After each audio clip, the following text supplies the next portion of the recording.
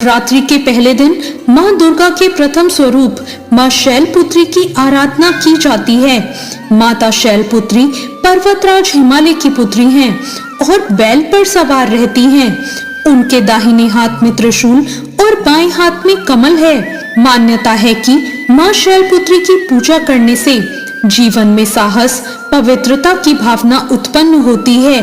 साथ ही भक्तों के सभी कष्ट दूर होते हैं और उन पर माता की विशेष कृपा बनी रहती है।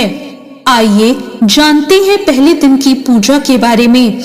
आज की कथा शुभ रंग, भोग, मंत्र के बारे में, जिनका आज के दिन विशेष महत्व होता है। एक बार प्रजापति दक्ष ने बहुत बड़ा यज्ञ किया।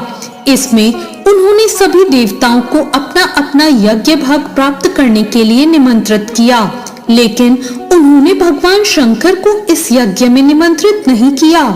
सती ने जब ये सुना कि उनके पिता एक बहुत ही विशाल यज्ञ का अनुष्ठान कर रहे हैं, तब वहां जाने के लिए उनका मन विकल हो उठा। अपनी ये इच्छा उन्होंने भगवान शंकर को बताई। सारी बात सुनकर विचार करने के बाद भगवान शंकर ने कहा, प्रजापति दक्ष किसी कारणवश हमसे रुष्ट हैं। अपने यज्ञ में उन्होंने सारे देवताओं को निमंत्रित किया है। उनके यज्ञ भाग भी उन्हें समर्पित किए गए हैं, लेकिन उन्होंने जानबूझकर हमें नहीं बुलाया, कोई सूचना तक नहीं भेजी। ऐसी स्थिति में तुम्हारा वहां जाना किसी प्रकार से भी उचित नहीं है। भगवान शंकर की इस बात को माता ने नहीं माना। पिता का यज्ञ देखने वहां जाकर माता और बहनों से मिलने की उनकी व्याग्रता किसी प्रकार भी कम न हो सकी। वो प्रबल आग्रह करती रही। उनका प्रबल आग्रह देखकर भगवान शंकर ने उन्हें वहां जाने की अनुमति दे दी। सती ने पिता के घर पहुंचकर देखा कि कोई भी उनसे आदर और प्रेम से बात नहीं कर रहा। सारे लोग मुंह फेरे हुए थे। केवल उनकी माता ने स्नेह से उन्हें गले लगाया। बहनों की बातों में व्यंग और उपहास के भाव भरे हुए थे। परिजनों के इस प्रकार के व्यवहार से उनके मन को बहुत दुख पहुंचा। उन्होंने ये भी देखा कि वहां चतुर्दिक भगवान शंकर जी के प्रति तिरस्कार का भाव है। दक्ष ने उनके प्रति अपमानजनक वचन कहे। ये सब देखकर सती का हृदय शोभ, गिलानी और क्रोध से भर उठा। उन्होंने सोचा, अपने पति भगवान शंकर की बात न मानकर यहाँ आकर मैंने बहुत बड़ी गलती की है। वो अपने पति का अपमान वहां ना सह सकी। उन्होंने अपने उस रूप को उसी क्षण वहां योगाग्नि द्वारा जलाकर भस्म कर दिया।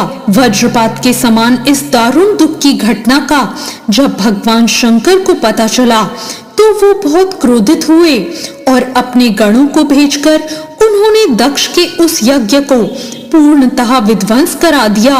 सती ने योगाग्नि द्वारा अपने शरीर को भस्म कर लिया और अगले जन्म में शैलराज हिमालय की पुत्री के रूप में जन्म लिया। इस बार वे शैलपुत्री के नाम से विख्यात हुई। पार्वती, हेमवती भी उन्हीं के नाम हैं। माता शैलपुत्री की पूजा के लिए पहली पूजा ब्रह्म मुहूर्त में यानी सूर्योदय से पहले करना अच्छा माना जाता है। स्नान करके साफ और हल्के रंग के कपड़े पहने। इसके बाद घर के पूजा स्थान को गंगा जल से शुद्ध करें और फिर एक चौकी पर साफ कपड़ा बिछाकर उस पर माता शैलपुत्री की मूर्ति या चित्र को स्थापित करें। उसके बाद पूजा की शुरुआत कलश की स्थापना से करें।